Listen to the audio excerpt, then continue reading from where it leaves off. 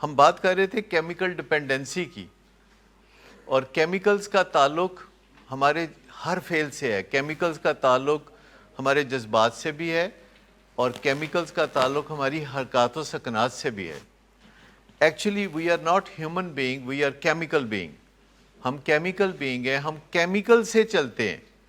اور سارے علاجوں نے اب یہ رخ اختیار کر لیا ہے کہ لوگوں کی جو بائیو کیمسٹری ہے اس پہ توجہ دی جاتی ہے اسپتالوں میں، چاہے وہ فزیکل ڈس آرڈر ہوں، چاہے وہ سیکیٹرک ڈس آرڈر ہوں.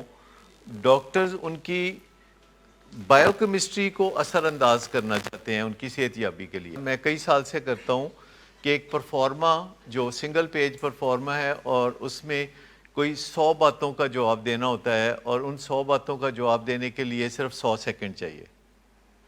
100 باتوں کا جواب دینے کے لیے 100 سیکنڈ چاہیے، جس سے آپ کو پتہ چل جاتا ہے کہ اب آپ نے کرنا کیا ہے.